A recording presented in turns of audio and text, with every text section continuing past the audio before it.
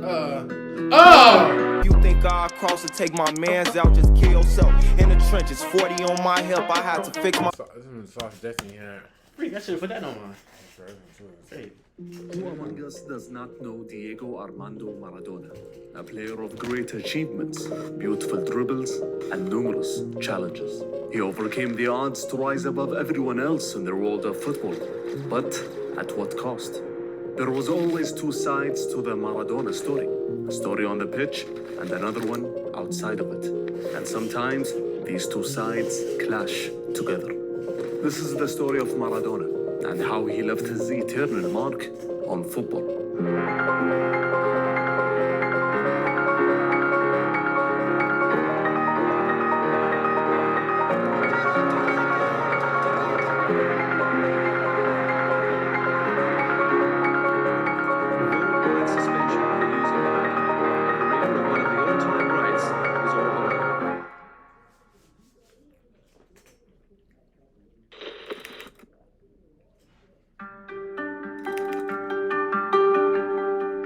Diego Armando Maradona was born in poverty in the southern area of Buenos Aires, in particular in Villa Fiorito. His parents had passion for football, as football was one of the few things that the poor had in their disposal. His uncle Cirilo handed Diego a football for his third birthday gift. Maradona said later in an interview that first football was the most beautiful present of my life. He played on the streets near the waste ground, and the tricky terrain made the ball bounce awkwardly, which was very hard to control. This made Diego hone his talents and teach him control of a football at a very young age. But to survive in Villa Fiorito, Diego had to choose one of two options. Either he joins one of the several gangs that ruled the suburb, or focus on football. His parents naturally encouraged him to focus on football because they saw his natural talent and gave him the needed room to develop. At age 8, Diego caught the eyes of talent scout Francis Cornejo, whom was preparing an under-9 team for Club Argentinos Juniors. After the initial trials, Francis was astounded and was convinced that Maradona was older than his real age because of his style of play. In 1969, Diego was part of Los Cibolitas, the junior team of Argentinos Juniors. He was a natural star and leader for the team, as he played as a number 10, and the coach gave him freedom to roam and experiment. In 1972, Diego earned his first small piece of fame when he showed off his juggling skills as part of the halftime program in Argentina's first division. He was later interviewed for the first time in his life and was asked about his dreams, as he said, "My first dream is to play in the World Cup." Diego's performances with the junior side in 1974 pushed El Gráfico magazine in sending a journalist to cover Maradona, which was a novelty for a player in the specific age group. On the 20th of October 1976, and 10 days before his 16th birthday, Diego made his official debut with Argentinos Juniors, as he became the youngest player in the history of the Argentine top flight. Diego knew from a young age how to play against older players, and learned how to avoid tackles and kicks. He dribbled and jumped past tackles and pushed the ball forward without fear. Diego played well in the limited minutes he was given at club level, and was successfully called up by the national team coach Cesar Minotti, and made his national team debut at age 16 against Hungary in February of 1977. Every time you watch something like this, they always speaking young when they get to the national team or something. I swear. They always be, bro. It's like it was bound to happen. It was destined for him, bro. Hold on. Come on. Hurry, bro. Something meant for you was just gonna happen like Maradona that. said in an interview at that time, "Everything happened too fast. I have to take it with a pinch of salt, because if I really think about it, it could drive me mad." At the beginning of 1977, Diego asked his close friend Jorge Sitterspiller to represent him as an agent. He was considered the first ever agent of an Argentinian player ever, and helped Diego negotiate his first professional contract in May of that year. It was Diego's first full season with the first team, as he helped a team short of talent in winning.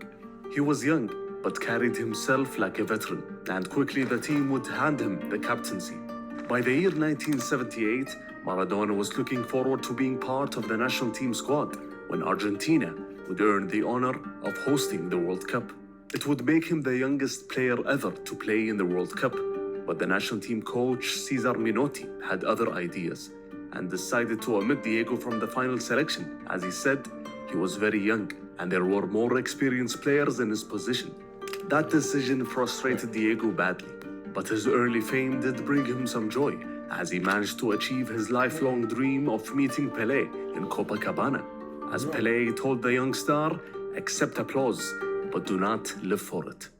It was a wonderful experience for the young Diego, as he said, "Meeting Pelé is the World Cup I didn't have."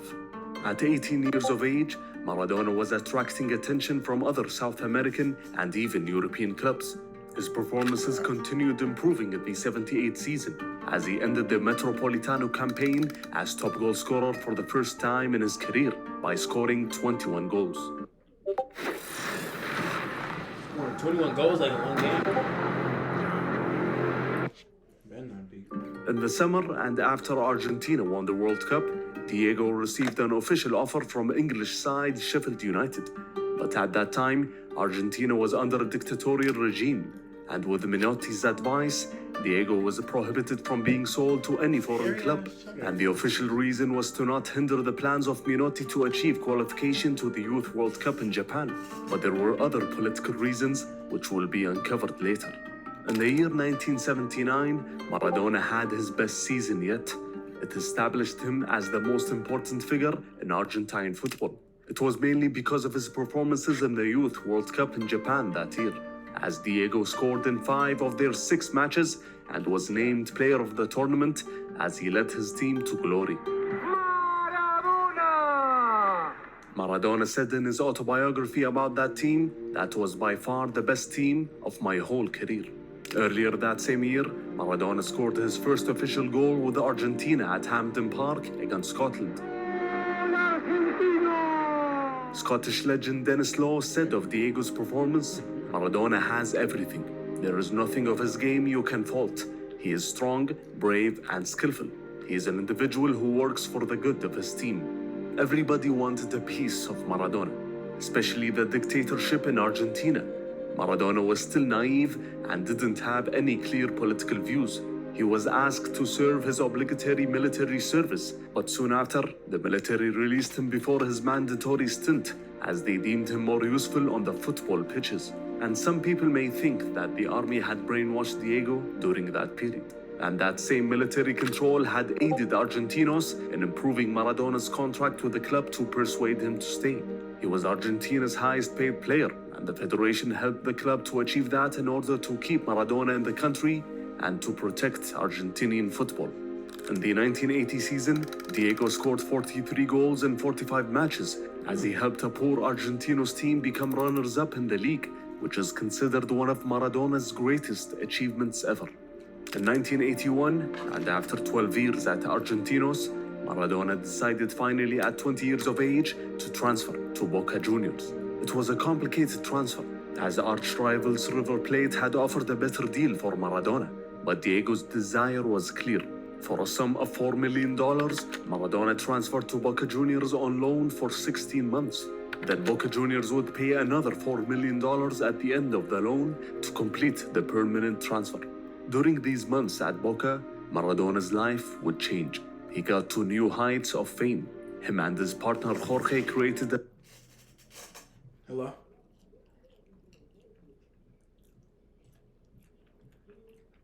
Yeah, why?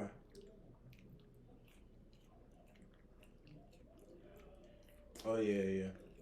I got it in my room. Alright. Yo, Chris. James. Go back. would change. He got to new heights of fame. Him and his partner Jorge created a company called Maradona Productions, which focused on luring in sponsors and monetizing the image of Diego Armando Maradona. This had officially set a benchmark for other players in the following years, as it offered a new and reliable source of income for footballers. Maradona was also one of the first players to create a medical team away from the club. The short period Maradona experienced at Boca was successful, despite his complicated relationship with the manager Silvio Marzolini. The duo of Maradona and Brindisi each scored 17 goals in the league that season, which helped the team clinch the Metropolitano title, which is the only club title Diego won in Argentinian football. But as months had passed, and after playing in numerous friendlies across the world to finance Diego's loan, Maradona felt exhausted because of the level of fame he got to in his home country. He couldn't possibly think of living a normal life ever again. He even contemplated the thought of quitting football altogether. By 1982, the American dollar had soared against the Argentinian peso, and government policies affected Boca Juniors financially and their ability to pay Maradona to secure his permanent transfer. So after 40 matches and 28 goals, Maradona played his last match for Boca Juniors in February of the same year. He then joined the Argentine national team to prepare for the most prestigious competition in the summer, the World Cup in Spain. When you die, you go to another life. Maybe heaven, maybe purgatory, maybe hell. These are the kind of...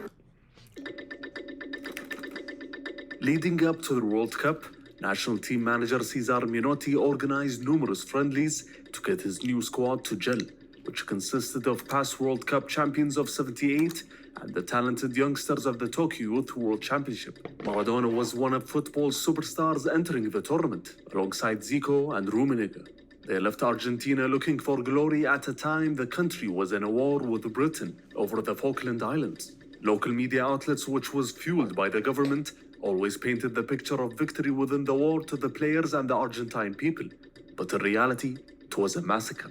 National team players started to learn the truth when they landed in Spain and saw the local news. The Argentines were affected on the pitch as they played badly in their opener against the Belgians, as both Maradona and his teammates showed little inspiration to overcome their defeat against the Europeans. Menotti's tactics didn't favor his star player, as he played as a lone striker at times, whereas their traditional striker Mario Kempes was kept deeper to assist in building up the play.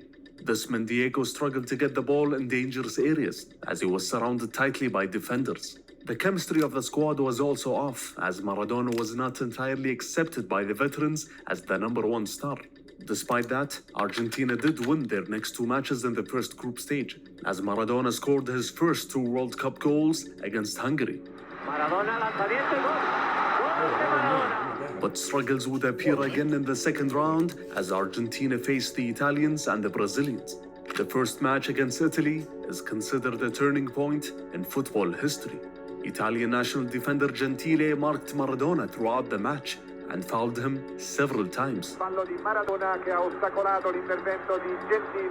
The Italians committed an absurd and astonishing 23 fouls on the Argentinians, which is considered a World Cup record at that time. Italian midfielder Marco Tardelli, whom played in the match, said, "To stop Maradona, you have to use your hands, your feet, and kick him, because otherwise there is no way to stop him." The Italians won the match by 2-1, and their defensive display was praised back home, which gave them confidence to win the tournament. Maradona and Argentina lost against Brazil, as Diego was sent off after a bad challenge later in the match. He was fed up because of the violence he received throughout the tournament. It was not the best platform to introduce Maradona to the world, and was not tactically utilized by the manager, nor did the refs succeed in protecting him. During the tournament, Pelé wrote some articles for one of the famous Argentinian newspapers and said, "My main doubt is whether Diego has the sufficient greatness as a person to justify being honored by a worldwide audience." It was a start of a war of quotes between the rising star and the legend Pelé. But despite the disappointment, clubs were still interested in Diego Armando Maradona, and one of these prestigious clubs was adamant in giving Maradona the space to deliver his talents on the European stage. As early as 1979, Barcelona had reached an initial transfer agreement with Maradona, and by the year 1982, Barcelona president Josep Núñez saw Maradona as a strategic and important signing. He had just massively expanded the capacity of the Camp Nou, and it was easier to fill these seats and acquire more business partners and secure more loans with the best player in the world playing in your team. Yeah, we see Maradona that, came yeah. to Barca in a record-breaking deal, and he was also the best paid player in the world. The signing actually happened before Maradona competed in the World Cup, so there was some skepticism surrounding the transfer, especially after failing with Argentina. Within that period, Barcelona were struggling after Johan Cruyff had left the club. Despite winning the Barcelona? Cup Winners' Cup in the previous season, Barcelona had failed to win the Spanish league since 1974, and they had only won the La Liga title once in the last 22 seasons. The Catalan club had only their prestigious name to savor, but the president Nunez was adamant in changing that, as he invested a lot of money, but results on the pitch didn't reflect that. Maradona's arrival was a big part of the solution. Diego wanted to prove himself after the World Cup as well, especially on the European stage. That's why he eventually brought his entourage with him, which included his personal trainer and friend Fernando Signorini, whom created an individual training regime for Diego. Maradona's entourage included his agent Jorge and Guillermo Blanco, who runs Diego's media affairs, which also made him the first press officer for a footballer ever. Inspired by Argentina's military regime, Diego wanted to control the media narrative surrounding him, especially when the critics appear from the trenches. Maradona quickly gained the trust of his teammates, which made him blend in and deliver good performances in the beginning of the season, despite him missing some matches because of injury. Barca teammate Carrasco advised Diego and warned him of going out at night in Barcelona. This warning comes because of Barca's complicated history with foreign players. Some of them succeeded in leading a quiet family life in Catalonia, like Johan Cruyff, while others fell into the trap of partying until the morning hours, like the Peruvian Hugo Sotil. Maradona found Carrasco's advice difficult to follow and quickly built a wall between him and the Barca management. When he was injured, he refused to be treated by the club's medical staff and sought assistance from his personal doctor. Maradona's relationship with management was very complicated. President Nunez said in November of 1982, a player must not only play football, but also lead an acceptable personal life. If he does not understand this, there is no point in punishing him. The best thing for him is to leave the club. Maradona responded, "I don't program anyone's life, and I don't want anyone to program mine." Slowly but surely, the Catalan media started to turn on the player, and Diego couldn't reply on the pitch after he suffered from hepatitis in December, which unfortunately kept him on the sidelines for 3 whole months. Maradona was in a bad place mentally in that period, as he confessed in an interview in 1998 that he started taking drugs in his first season with Barcelona. The shy Diego, whom everybody praised in Tokyo, slowly turned into the confident and brash Maradona in Barcelona. After recovering from illness, Diego failed to rediscover his form, and the manager Odo Latic was fired after failing in the league and suffering a humiliating loss in the Cup Winners' Cup, and was replaced by the Argentinian manager Menotti in March of 1983. Barcelona and Maradona managed to salvage something from the season. After beating Real Madrid in the Copa del Rey final. Wait, that header was actually tough. But ended the season in 4th position in the Spanish league and 6 points away from the champions Atletico Bilbao. Maradona, despite the issues and injuries, ended the season with 23 goals in all competitions. But the team's tactics and style of play, which focused on long balls, didn't suit Diego. So the manager Menotti changed that style in the beginning of the new season. The Argentinian manager focused on a more technical style of play with quick passes on the ground and a lot of touches by Diego. Menotti gave both Maradona and Schuster free roles up front in attacking spaces. But before the team had the chance to make use of these new tactics, Maradona would suffer from another major setback. The injury came in the beginning of the season, after the manager Menotti criticized the defensive and destructive type of football utilized by some La Liga managers. And one of those managers Menotti focused on was the La Liga winning manager the previous season with Atletico Bilbao, the Spaniard Javier Clemente. The war of words between the two managers continued until Barca faced Bilbao in La Liga in the 4th game week of the season. The match started with Barca earning a commanding 2-0 lead before the end of the first half, but disaster struck for Maradona in the second. Oh my gosh, bro, come on, dude. I'm gonna crash out. After that brutal tackle on Maradona, Bilbao defender Goycochea received a yellow card, but the federation decided to suspend him for 10 matches, while Maradona suffered irreparable damage to his ankle and was out yet again for 3.5 months. Diego came back in January of 1984 with an ankle that offered him limited movement and had to wear specially designed boots. Despite that, he scored a brace against Sevilla in his return, but Barcelona suffered without their superstar as the Catalan club were behind Real Madrid and Bilbao in the La Liga standings. After a few weeks, Diego faced Bilbao again. Despite the numerous tackles between the two sides, Maradona managed to score a brace to give his side an important victory away from home. But despite these great performances, Maradona never got praise and appreciation from the Catalan media. But Barca was Barca. No amount of individual brilliance would make up for Barcelona's failure in winning silverware, as the Catalan club ended the season in third position. All that, but they better be dang grateful. For real. The freak. He just came back on freaking injury. You see, they wasn't doing nothing without him. Y'all better be grateful. Better be. Behind Madrid and the champions Bilbao again. Maradona's relationship with Barca, the fans, and the media would take yet another bad turn in their Cup Winners' Cup quarter-final encounter against Manchester United. Diego was still suffering from back pains and was given several painkillers just to go out and play. But he played a poor match in the first leg at the Camp Nou, a match that Barcelona ended up winning. Maradona was subbed off before the end and heard boos echoing down on him from the Camp Nou stands. All the criticism from the media, the injuries, and the party painted an ugly picture of Maradona in the eyes of the Catalans and confirmed that he was not worth the money. Maradona responded to the boos and said, "The Catalans are very special. It's like I'm stealing their own money." Diego decided at that moment to leave Barcelona. Barcelona lost the second leg by 3-0 and were out of another competition. There was only one competition left to salvage the season, the Copa del Rey final against Atletico Bilbao. Clemente's team were very confident, especially after winning the Spanish league for the second time in a row, and decided to light the fires with their quotes before the match, as Clemente labeled Diego an idiot. Every single thing that happened to Maradona during the last 2 seasons at Barcelona would spark into an all-out brawl at the Santiago Bernabeu. After Bilbao sealed the final with a solitary goal,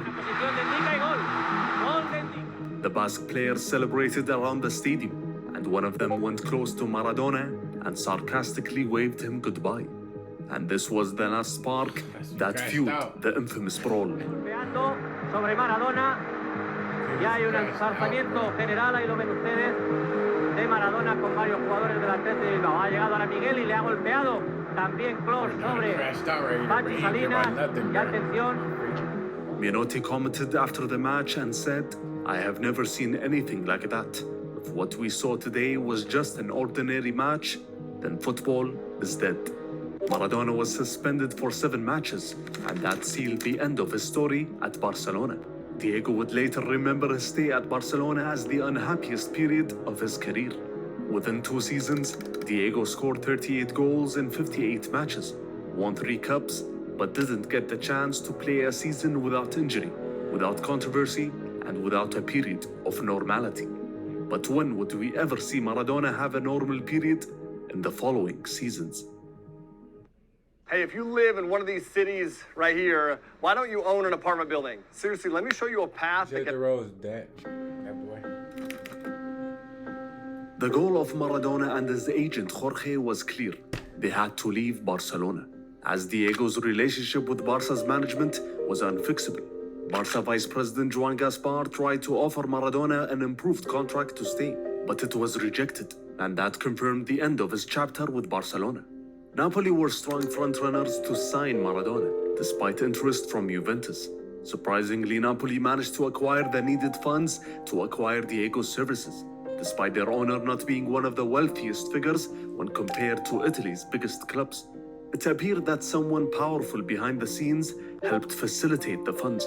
After complicated negotiations, Maradona was sold to Napoli for a world record fee of $7.5 million. Napoli president Corrado Ferlaino said in a recent interview, Napoli was not a great team, but Maradona never knew. The third largest Italian city in terms of population didn't have a successful club and never had tasted success since they were founded in 1926. The team was always in the shadow of their more successful northern neighbors and barely missed relegation by a single point the previous season before Maradona's arrival. Napoli was also a city of many issues, like unemployment and escalating violence from the famous Mafia of the region, the Camorra. Maradona was also joining the strongest league in the world, as he joined stars such as Platini and Boniek at Juve, Rummenigge at Inter, Falcao and Cerezo at Roma, Zico at Udinese, and the list goes on and on. But Diego's arrival at Napoli gave fans some hope, as 70,000 people attended to watch the introduction of Maradona at the São Paulo Stadium.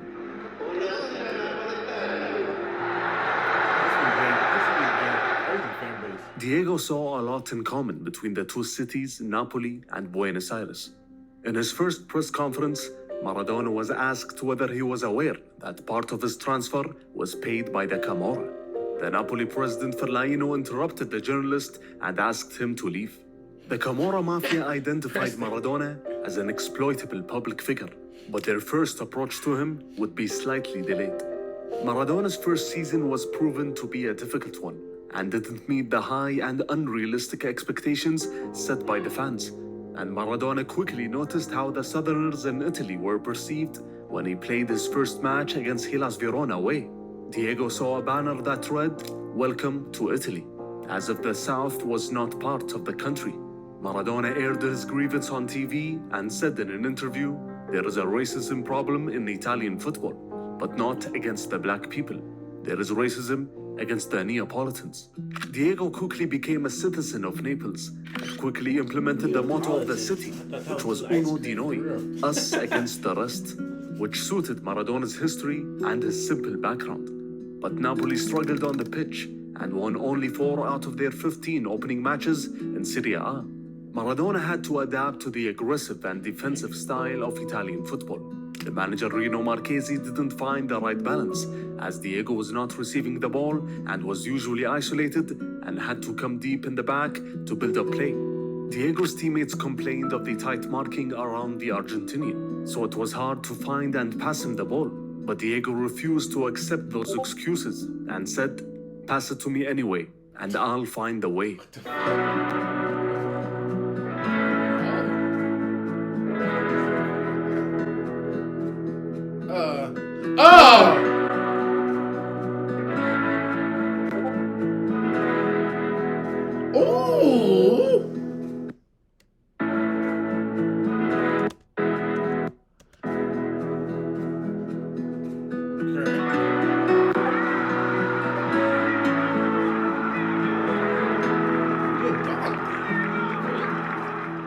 Napoli's results took a positive upturn as they barely tasted defeat in the second half of the season. That run included a historic 4-0 win against Lazio as Maradona scored a hat-trick, which included one of his best goals ever.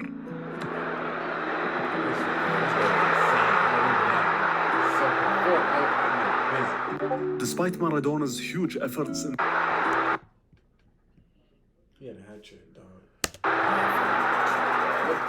Despite Maradona's huge efforts in scoring 17 goals and assisting a further 11 to his teammates in 36 matches in all competitions, Napoli couldn't overcome their slow start to the season and settled for 8th position in the league. Maradona was complaining a lot to management and was given the task of picking some players to sign as the Frenchman Alessandro Ranica joined the club, and in the following years, other players came as well based on Diego's recommendations. And the manager Rino Marchesi was replaced by Ottavio Bianchi, who brought the work ethic and pragmatism that Napoli desperately needed. Napoli's goal was to improve and lay solid foundations for success. And in this new season, Napoli and Maradona showed real glimpses of greatness.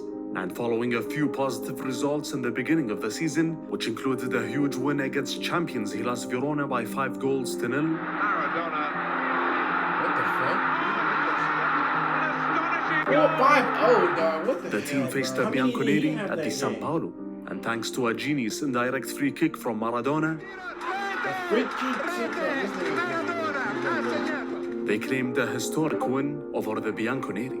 It was astonishingly Napoli's first league win over the Bianconeri in 12 whole years, and it made the Napoli tifosi believe in the Maradona and Napoli project. But despite the positive work on the pitch, there is always two sides to the Maradona story.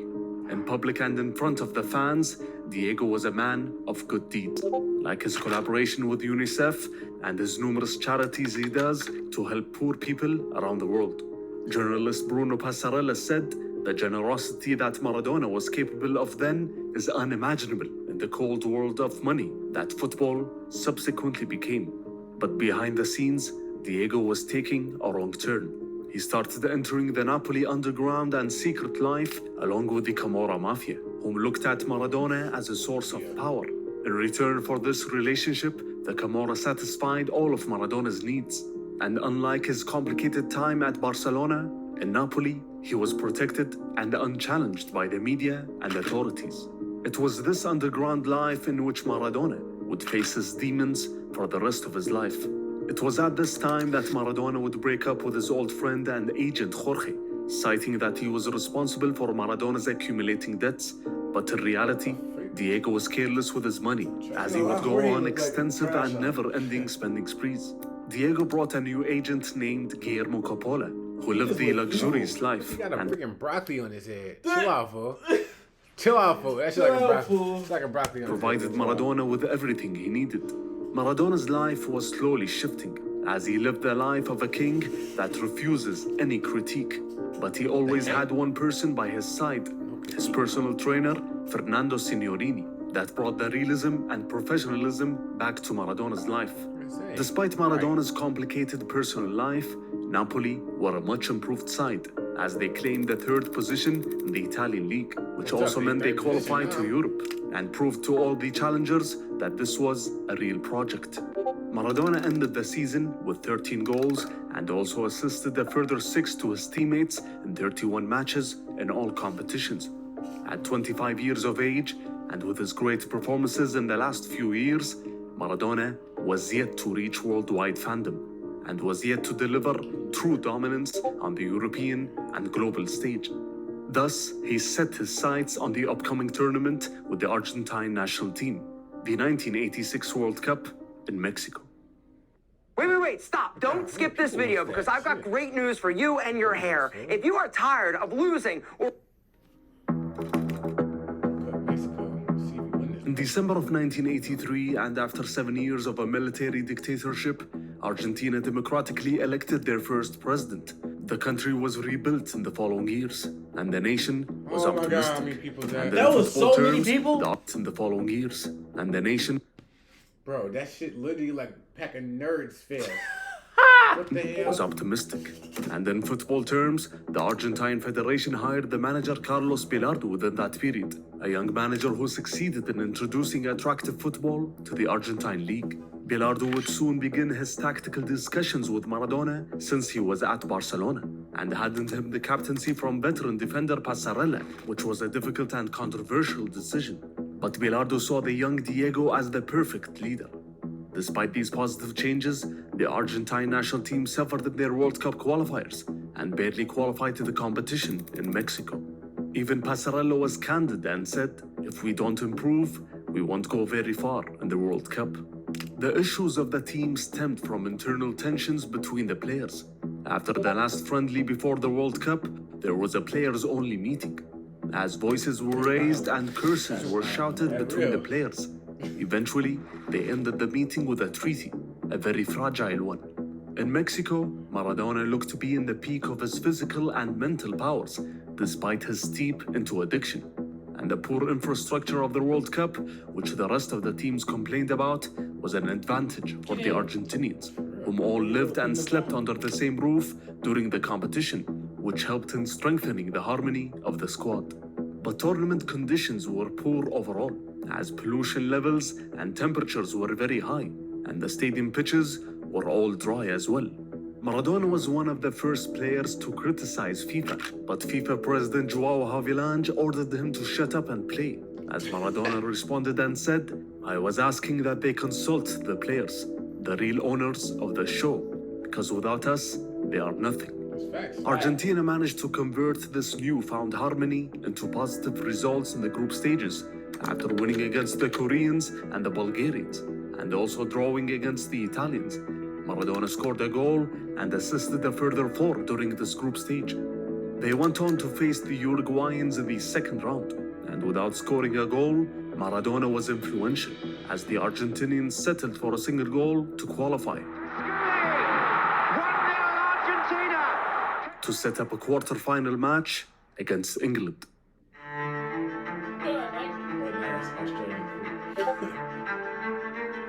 It was hard to separate politics from football on the day of the match, especially after the Falkland War between the two countries.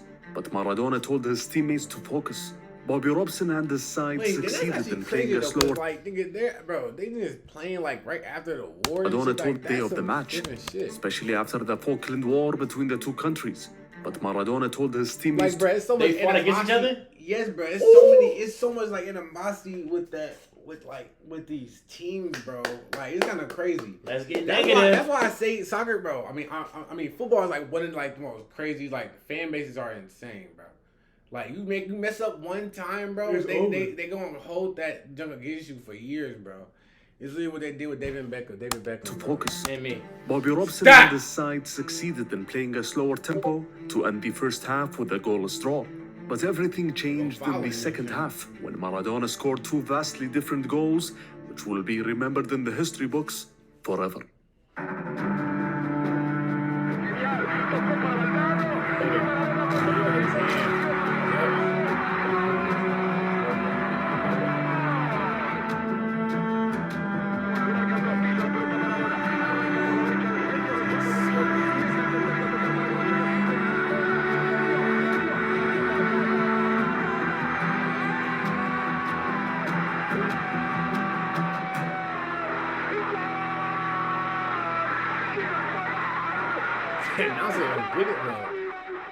When we try to analyze these 2 goals, they almost seem like polar opposites, but they belong to the same man. They represent Maradona's vastly different characters, the ugly and the beautiful, the cheat and the honest, the realist and the creative.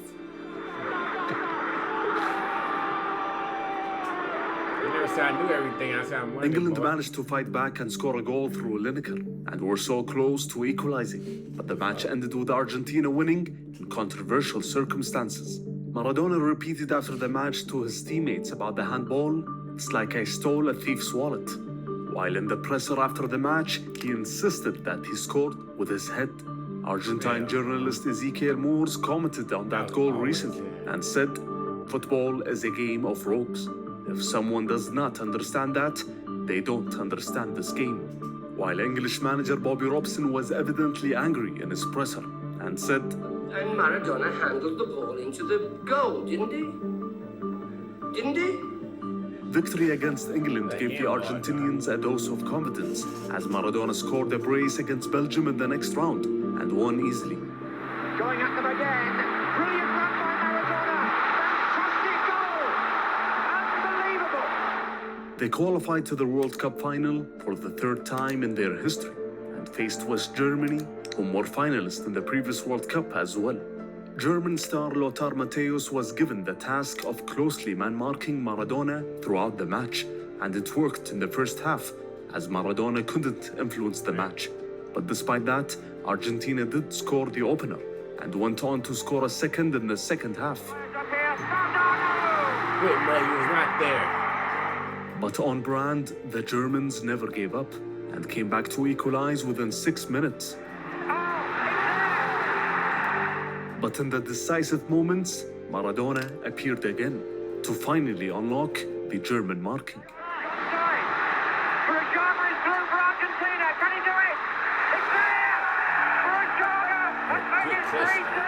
Argentina were world champions for the 2nd time, and Maradona was a main factor in that, as he gave one of the most complete performances ever in a World Cup. He had a hand in 10 out of Argentina's 14 goals in the tournament, and it was this triumph that separated Maradona from the rest. As his teammate Jorge Valdano said, it made him an immediate hero. At that moment, it was finally sealed. He had become the myth we read about today. the legend Diego Armando Maradona. No mud. No. You've been asking yourself how you get a job at a top tech firm like Google or Amazon? Well, this is for you. You was not there. You was in the stands. Don't tell me what. Don't tell me. You're literally 90 now. Great. Don't tell me shit. Great. I'll tell him for you. Maradona returned to Buenos Aires as a champion and was welcomed as such in Napoli. Maradona rose to the top of the world in terms of Why are fame you so locked in on the bar? and was welcomed as such in Napoli. Maradona rose to Not for real. Locked in. the top of the world. Pause it again. Why the defender leg so freaking swole? What the freak? Jesus. I don't even see where he's. I see why Maradona's so locked in now. In terms of fame, but remained focused on achieving his new goal, which was delivering Napoli's elusive first league title after a 60-year wait. The team was bolstered with names such as Di Napoli and Carnivali, and also the return of young defender Ciro Ferrara from alone. They had a real fighting chance of competing. But Maradona always surprises us with disasters, and that's exactly what happened after Napoli's win in their opening match against Brescia. News got its way to Diego's camp that Rai TV was about to broadcast an interview with a woman who claims she just gave birth to Maradona's child. The proposition was that Maradona would claim responsibility for the child, and in return, the interview would not be broadcasted around the nation. Maradona immediately refused, claiming that the child was not his, and so after a short period, the interview was broadcasted around the country. Maradona had a disastrous match against Udinese and refused to comment on the matter. The day the baby was registered under the name Diego Armando Jr. in October, Napoli were eliminated in the UEFA Cup, and Maradona missed a crucial penalty. Wow. And told the reporters after the match, "It's the worst moment of my life." The birth of this child was a fundamental turning point in Maradona's story. This untouchable man was suddenly down on his knees, and for the first time in his life, he was not the sole writer of his own story. And that affected his demeanor, and suddenly drugs were not used for leisure, but turned into a necessity for Diego, a necessity to escape this reality. Maradona found comfort within the Napoli squad and with his teammates. In a show of support, club captain Giuseppe Broscolotti handed the captaincy to Maradona permanently, and Diego was moved to tears and said, "You've given me something I'll never forget. As a captain, I will bring the title." Diego ordered the club to open its doors for the fans during training sessions, as he wanted to strengthen his bond with the fans to push him out of the gutter. And the results gradually improved, as they won a statement league victory away at Juve in November. As Maradona was back to his best. Get busy, let's go. Oh, that quick? Oh, shit. Taking that for a goal. What the... This is... He took it back for a goal. That nigga look like he's taking a nap. Lay in bed. Just go, he's just doing it.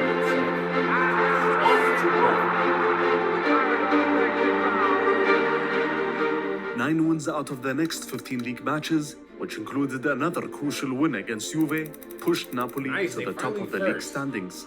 Maradona had finally mastered the art of unpicking the variety of defensive strategies in Serie A, and also mastered the ability to avoid hard tackles from defenders. Maradona's goal against Milan at the San Paolo almost sealed the title. But only a draw would be enough for Napoli in their last match against Fiorentina at home. The Neapolitans were ready for a big party, as Napoli scored first and Fiorentina ended up earning a draw. The ref signaled the end of the match, which ignited the biggest party of Napoli's history. È finita! Il Napoli è campione d'Italia! Che hai sentito? Che hai provato, Diego? La cosa più grande della mia vita, veramente, perché io ho vinto qualcosa, però... Campione del mondo! No, il problema è che non l'ho vinto nella mia terra, capito? Questa è la festa più importante della mia vita. Napoli won the double as well after winning the Coppa Italia final, which made them the first southern Italian club to earn a league and cup double. Maradona and his teammates finally confirmed that the south of Italy was on par with the north. Overall, Maradona was not at the level of his World Cup performances, but still managed to score 17 goals and assist a further 7 to his teammates in 41 matches in all competitions. And he did that in what is considered the strongest Jason said your reactions make him get through his rough times. That's what he just said. and toughest league. Maradona's agent Coppola managed to secure many new sponsorship deals for Diego, but his most important deal was to secure Maradona's contract extension with Napoli for a further 6 years all the way to 1993, and was also paid $12 million annually, which was considered the most expensive contract in football history at that time. In that season, Napoli signed the Brazilian Careca, who together with Maradona and Giordano would form the most feared attacking. Right. Are you wait? There's nothing like you. What do you mean? In Careca, who together with Maradona and Giordano. Sorry. Nigga, that's the whole different race. They're not talking. This is 3 other people, but they talking about me. Bro. I was the other star. All right, Jason. Season, Napoli signed the Brazilian Careca, who together with Maradona and Giordano would form the most feared attacking trio in the league, the famous Magica Trio. Careca said, "I chose Napoli because my dream was to play alongside Maradona." That deadly trio went on to score 36 out of the team's 55 goals that season. And this trio also pushed the team to a fantastic start, as they won 9 out of their opening 12 matches in the league. Juventus were struggling after Platini's earlier retirement, while Milan was building a new and strong team under new rossoneri president Silvio Berlusconi. Their first encounter cemented Milan's title challenge and their superiority, as they won by 4 goals to 1 against Napoli. And a classic goal again for Milan. But Maradona and his teammates' reaction after that loss was very positive, as Maradona managed to score in 6 consecutive matches in the league and pushed his team to the top of the standings with 5 matches to go. A second title was on the cards, but there was something brewing intensively for Maradona behind the scenes. Maradona reached new heights of fame in Napoli. He couldn't do a single thing in the city outside the confines of his house. He was stuck in a golden prison. And here comes the role of the Camorra Mafia yet again. They offered Maradona an escape and satisfied all of his needs. And this was the secret life which was mentioned earlier. The Camorra were Maradona's principal cocaine supplier, as Diego's addiction was getting worse with every passing day. Maradona used to play a match on Sunday, and then the partying, drinking, and cocaine sniffing starts after that until Wednesday. Then he would sweat it out until Saturday. This schedule is insane. So gang, drink, cocaine, party, run, live, stretch. Gang. I don't know if that's on the list. That's not a good list. He's working out as much as he's snorting coke. I ain't drinking and partying here now. To prepare for his next match. He did that for basically the rest of his career until he retired. In some cases, he would be clean for a month or 2, which usually coincides with the end of the season when competition is tough. Napoli president Corrado Ferlaino revealed in a 2003 interview that many footballers took drugs during that period, while Maradona said that there was always drugs in football, but he never took cocaine to improve his performance, and said, "Do you know the player I would have been if I hadn't taken drugs?" But all of this opened a quagmire for Maradona. He was now a tool for the Camorra, and this gang was famous for their unofficial and intricate betting system in Naples. Luigi Giuliano, a police informant and nephew of one of the heads of the Camorra, confessed that they used to fix football matches. So now we arrive at the scene of the crime. Napoli were on top with 5 matches to go, and suddenly the team lost 4 matches and drew a single one. One of these matches was a pivotal encounter against challengers Milan at the San Paolo. And thus Napoli lost the Scudetto. All the Neapolitans betted on their team to win the title. And if Napoli had won the Scudetto, is it not Napoleon's? That's not. Or a family would go bankrupt. There was no actual proof of this case, but during the season, one of Maradona's cars was destroyed, and there were robberies at some of the Napoli players' houses as a way to pressure them. Despite all of this pressure, Maradona had one of his best seasons ever, as he scored 15 goals in the league, which was a league best, as he was named the Capocannoniere. He scored a total of 21 goals and assisted a further 11 to his teammates in 37 matches in all competitions. Marseille, Madrid, and even Milan tried to lure Diego out of Napoli during that period. But whenever they met him and his agent in Naples, they were met with intimidation from the Camorra Mafia. There was also accusations from the fans aimed at Diego as they thought he lost the Scudetto intentionally. Maradona said in his autobiography, "I never thought I'd be accused. I was ready to leave Napoli if people thought there was a player who had sold out." So he was determined to stay and show the truth to everybody. The new season started, and the president decided to renew the manager's contract. Bianchi and Maradona's relationship was complicated because of Maradona's recurrent absences from training sessions. But despite that, Napoli performed well and were battling on all three available fronts. The team especially excelled in the UEFA Cup, but injuries started to hamper Maradona's availability. He would suddenly declare himself unfit and unavailable to play in several league matches, but managed to come back just in time to play both the first and second leg against Bayern Munich in the semi-final stage of the UEFA Cup. Maradona managed to assist all of Napoli's 4 goals against the Germans. As the Italians would go on to headline their first European final ever. Their final against another German side, Stuttgart, would see a goal fest, as Maradona scored a goal and assisted a further 3 to seal Napoli's first European title. Gets it back, and Maradona's made another. At that moment, Maradona had received an offer from French side Marseille before the final, and Maradona tried to convince the president Ferlaino to let him go.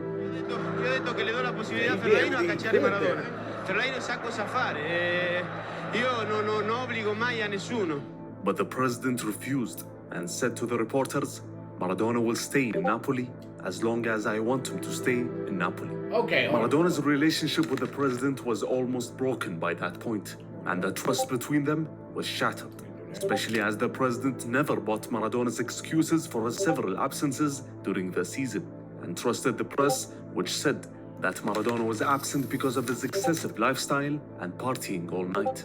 Maradona responded and said, "If the president doesn't believe me and believes the press, I cannot continue here." Following the final against Stuttgart... Coach, how you going to believe the press before the dude? Come on. Huh? Kayla already did earlier. You take him then. Desi, you take him then. He can't go out right now then. But no, how did coach going? No, coach. I'm be real. You can't believe social media. Right? They gonna make the press gonna make it up because they get paid to do that.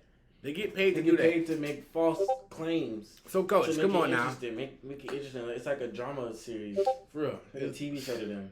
Yeah, I would have left. I ain't gonna lie. Diego missed several matches at the end of the Italian league season.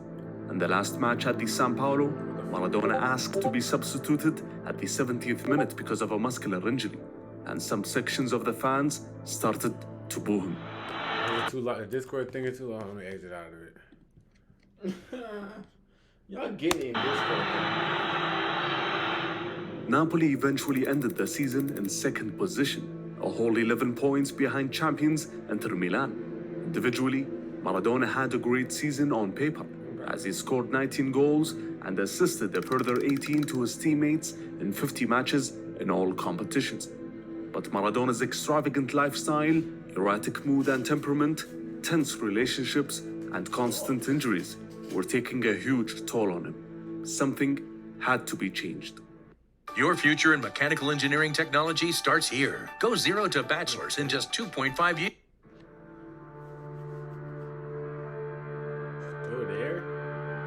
Maradona's contract with Napoli, which extended to 1993, made it hard for Diego to change the course of his career.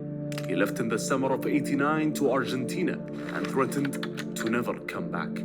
The Neapolitans and club officials felt betrayed, but Maradona insisted that there was a conspiracy against him and his family, as he mentioned in his autobiography.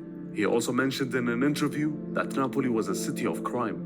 Media outlets replied with a bombshell when they finally published old pictures of Maradona sitting with several members of the Camorra, with the goal of exposing Maradona and to counter his claims of violence. They also shared threatening words from the fans and did many polls that pointed the finger of blame towards Diego. Maradona had no choice but to get back, but he had one condition. The manager Bianchi had to leave. President Fellaino had to oblige and fire Bianchi, as the more diplomatic Albertino Bigon was assigned in his position, with the intention of keeping Diego happy. Maradona came back motivated, not because of the changes in the club, but because he was excited of the prospect of playing in another World Cup in the summer of 1990. So he wanted to be ready, and trained harder than ever, and managed to shed some weight as well. The battle for the Scudetto was fierce between Napoli and Milan, as Napoli was suffering from internal conflicts with the fans and external conflicts with media outlets as well. It was a difficult season, but results remained positive. In the first 9 matches following Maradona's return, the Argentinian managed to score 6 goals and assist a further 5, as Napoli topped the standings. But Milan reclaimed the lead in the second phase of the season, despite Maradona's braces against Roma and Juve. With 4 fixtures to go, Milan had a 1-point lead on Napoli in the league standings, but the Rossoneri slipped up in the last few fixtures, and with Napoli winning all their matches, the Scudetto was back in their grasp. The final match at the San Paolo against Lazio was won by a single goal thanks to a set-piece assist by Maradona. Damn, the celebrations were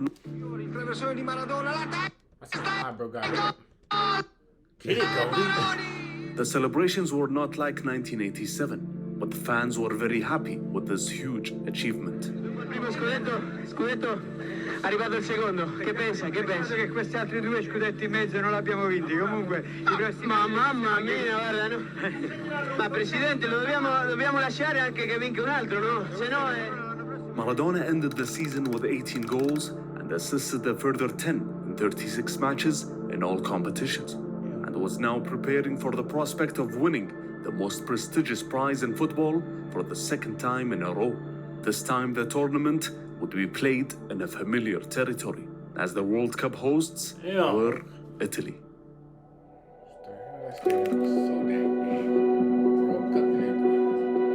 Under the manager Bilardo again, the Argentinians started their title defense campaign. The squad was more or less the same from the one in 1986, but the team was not one of the favorites for the title, as they won only 7 out of their last 34 matches since the 1986 final. But they had a motivated Maradona, who stopped taking cocaine building up to the World Cup. But the Argentine leader was not in the best shape physically, as he nursed an ankle injury throughout the previous season. The Argentine national team took part in a tough group stage, as they lost their opener against Cameroon and amassed only 4 points out of their first 3 matches in the group. But fortunately for them, they just about qualified to the next round to face their eternal rivals, the Brazilian national team. Maradona managed to assist the only goal of the match, which was scored by Claudio Caniggia to send his team to the next round. And Caniggia could score here! Argentina won! Their quarter-final encounter against the Yugoslavians was an eventless match and went to penalty kicks as Maradona missed his spot kick. But Argentina managed to see it through and get to the semi-finals. And who was waiting for them in the semi-finals? The hosts, the Italians. And on which stadium? Napoli's ground, the San Paolo. Maradona was ready with his mind games and said to his teammates that he'll divide Italy today, and said to reporters, after so much racism, it is only now that Italians remember that Naples is part of Italy. For 364 days, they talk of the Southerners that stink. Italian midfielder Aldo Serena said that Diego's statement surprised the public and squad alike. He also said that the Italian crowd was not like the one they had in Rome in the previous round. Maradona succeeded in dividing them. Comunque io voglio dire una cosa a tutti I tifosi italiani. Noi a Napoli abbiamo... But Bremer converted the penalty successfully as the Germans won after full time. There it is. West Germany win the World Cup for the third time. Maradona ignored FIFA President Havilange when receiving his runner-up medal. He never accepted that defeat his whole life. That match signaled the end of a chapter in Maradona's story and signaled the end of Maradona's relationship with Italian football and FIFA. Diego embarked in the dark and unknown, bruised, addicted, and devoid of passion. It looked to be the severe decline of Diego Maradona. Bro. Recordings just got back. You can't go straight to that, bro, when he loses, bro. He gotta go straight back in the gym, bro. Don't give up. Damn, it's still man left. Come on, bro. You can't be doing that, Maradona. Get right back. Get right, bro. Get your get back. Come on, you got 4 more years. Maradona came back to Napoli in preparation for the new season in a mentally bad shape. His drug addiction was spiraling out of control. Not even a convincing and comfortable 5-1 win against Juventus in the Italian Super Cup helped put him in a positive mindset. He fired his agent and friend Guillermo Coppola, cancelled all his commercial obligations, missed some training sessions, and missed several league matches. His new agent Marcus Franchi told him, "You can't be a player living like an ex-player." But one pivotal European Cup match Maradona almost missed pushed Napoli to the edge of what they can tolerate. After Napoli won in the first round of the European Cup by 5 goals, the Italian side faced off against Russian champion Spartak Moscow in the second round. After a goalless draw at the San Paolo, Napoli traveled to Moscow to seal the tie. But there was one crucial player missing, as Maradona missed the flight with the team and was sleeping after being hungover and partying all night. Maradona eventually woke up and traveled to Moscow in a private jet, but was late to the last preparations for the match, as the club handed Maradona's place to a young Italian talent whose name was Zola and was given the number 10 shirt. Maradona eventually entered the second half while wearing the number 16 shirt, but the match remained goalless and went to penalty kicks. Maradona scored his penalty, but Napoli lost the shootout. Throughout his career, Maradona only played in 6 matches in the European Cup and didn't have a lasting memory from it. This early exit cost Napoli millions. The president Ferlaino, along with sporting director Luciano Moggi, decided that Maradona's volatile behavior could not be tolerated anymore. His performances were not justifying it. Obviously, both of them agreed they couldn't sell him because they feared the reaction of the Neapolitans. But they decided they can no longer protect him. And by protecting him, they meant protecting Maradona from the secret he hides, which was considered the worst kept secret in all of Italy. The club would no longer hide his drug abuse anymore. When Maradona came back from his long winter break, both the club and the Camorra wanted to push him towards the exit. Thus, they started leaking to big Italian newspapers. Everybody knew that Maradona took drugs, but there was no real evidence at that moment. But with the help of the Camorra, the treason commenced, and thus Maradona was charged with the use and distribution of cocaine in February of 1991, after some witnesses spoke out. Maradona, as ever, felt that this was a vendetta against him, from FIFA, whom felt threatened by his accusations, or from the Italian Football Federation, whom were tightening their doping controls, or from his club Napoli, who could no longer defend him, or even from the Camorra, who no longer needed his power. The narrative officially shifted. Maradona was now the heel. Even La Repubblica published a poll that indicated that Maradona was the most hated person in Italy. But it got even worse for Maradona. Diego continued training with Napoli, despite his and the club's decision to part ways. But there was one last incident that ended everything for good. Nell'immediato dopo partita di Napoli-Bari, Diego Maradona fu chiamato per il controllo. Luego era trasladado hacia los tribunales para ser interrogado por segunda vez en menos de 24 horas. El propio presidente Menem. Soccer star Diego Maradona is now in hiding after being hit with a 15-month worldwide suspension for using cocaine. The career of one of the all-time greats is all but over. After Maradona failed a doping test on March of 1991, the Italian Federation banned Diego for 15 whole months until June of 1992. Was this in a way a cry for help from Diego? He mentioned in his autobiography that he tested positive almost on purpose and said, "I was pushing the limits. I knew I could get caught at any moment."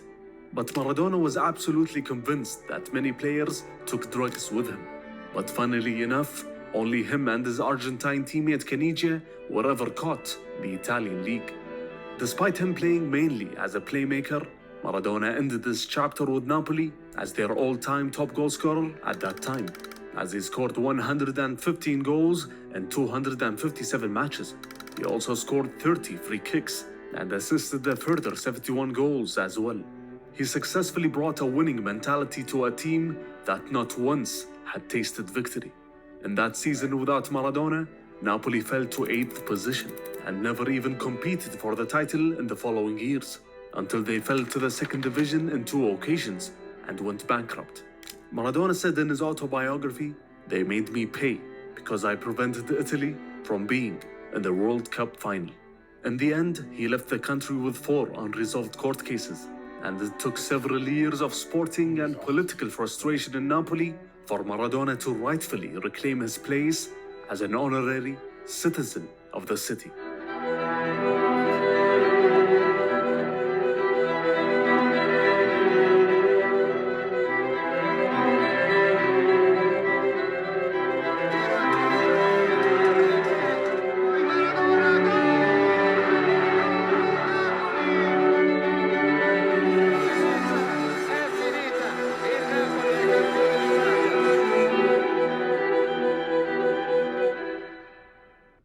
Welcome to Flatiron School.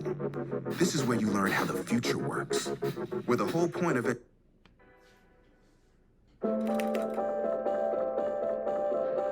After the ban was over in July of 1992, Napoli requested Maradona to report back just in time for pre-season training. Maradona refused to go back to a country that he thought was guilty of everything that happened to him. His agent Marcus Franchi asked Catalan agent Josep Manguela for help, and with the approval of President Ferlaino, they agreed to find a new club for Maradona, but Ferlaino refused to sell him to another Italian club. During that period, ex-national team manager Carlos Bilardo was managing Sevilla, and Josep Manguela suggested the idea to the Spanish club to sign Maradona. And following one of the most complicated negotiations ever, Maradona was back in La Liga again. There was also a helping hand in this transfer, which was FIFA. They wanted to see the player ready for the 1994 World Cup in the United States to make the tournament much more exciting. With the arrival of the Argentinian, Sevilla sold a record number of season tickets that season, as he made his official debut in October of 1992. He appeared as a different man, much more settled. At least that's what it seemed at first. But Maradona was still suffering from annoying injuries and played with a lot of painkillers each match, but he still had some flashes of the old Maradona. As he played a great match in a win against Real Madrid.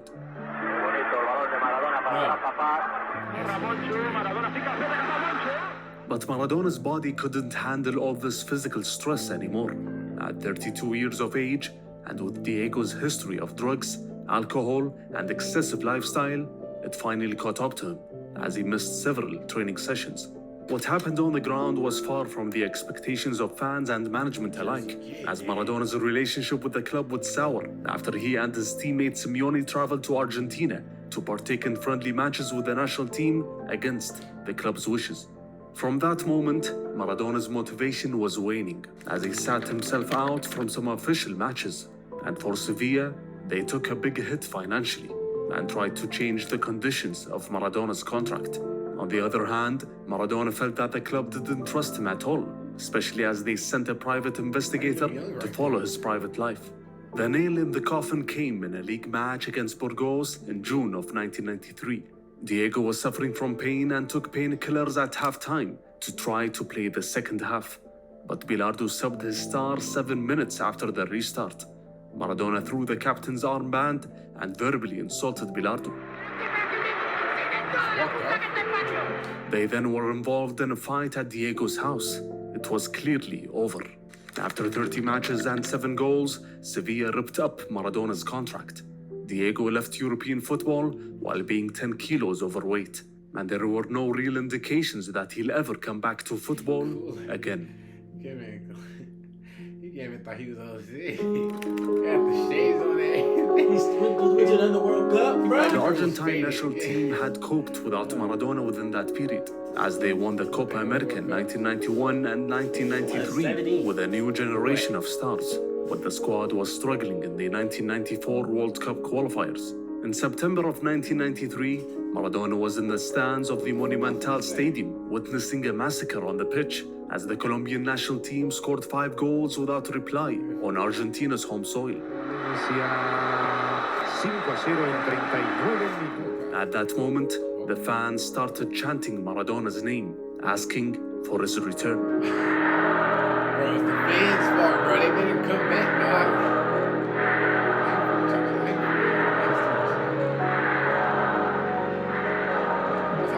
Only a week later, Diego accepted an offer from Newell's Old Boys, and following his debut with the club, and for the first time in 8 months, he got called up to the getting younger?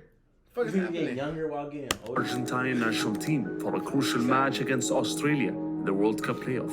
FIFA and other major sponsors were desperate for Maradona to appear in the 1994 World Cup, as a survey suggested that 90% of the US population were not aware that a World Cup was being held in their backyard.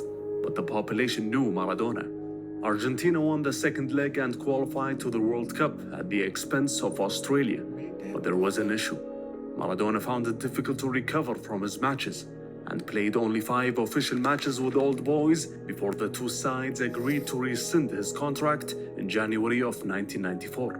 But Maradona wanted to play in the World Cup at all costs, so he called his friend and personal trainer Signorini and bodybuilding coach Daniel Chirini and went to a place called La Pampa, away from all the reporters, the nightlife, and the drugs. After a few months, Maradona lowered his weight considerably and took part Wait, no. After a few months, yes, that's Maradona 2 tree branches. Lowered that's his... that's 2 tree sticks. That's crazy. Oh yeah, he was really getting worried. This is what he should have been doing. This right here, yes. Every day. Get away from the drugs. Get away from that. Weight considerably and took part in several friendlies and was ready for Argentina's first match of the World Cup campaign against Greece. In the match, Maradona looked graceful as ever and managed to score a beautiful goal. Maradona's reaction was like a scream of vengeance aimed at all his critics, to everyone that thought he was finished in the sport.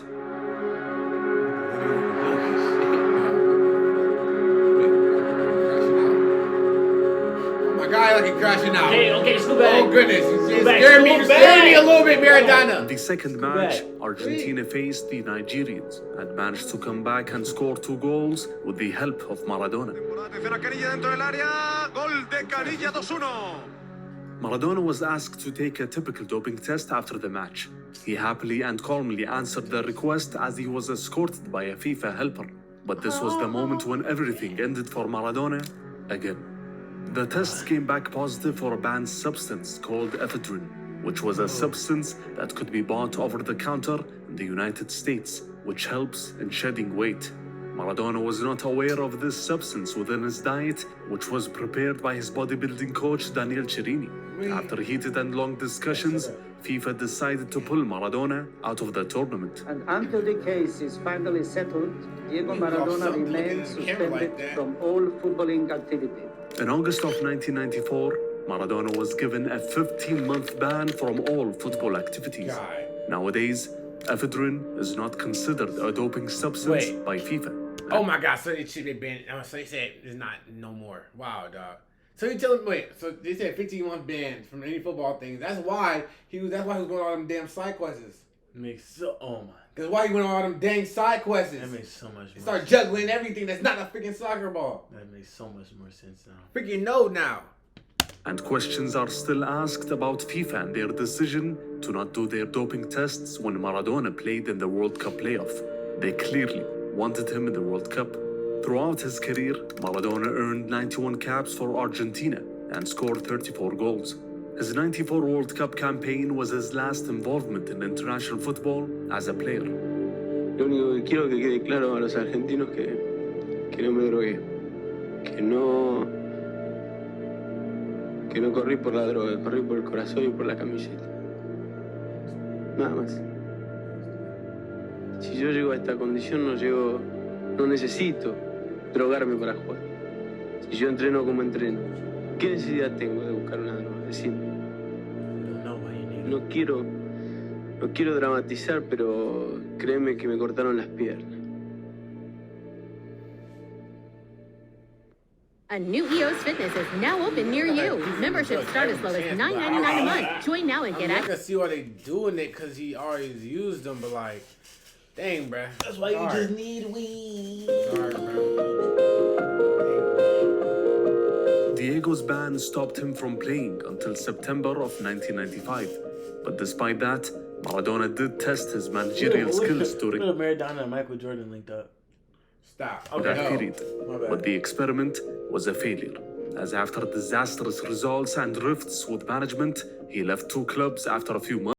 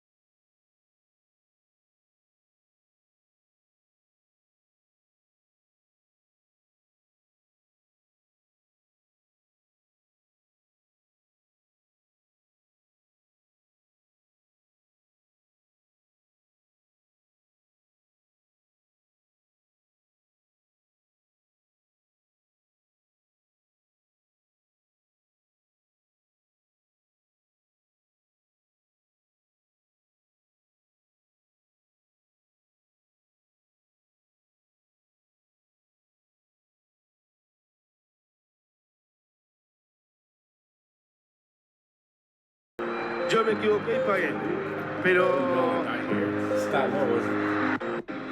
porque se equivoque uno, no tiene que pagar el fútbol.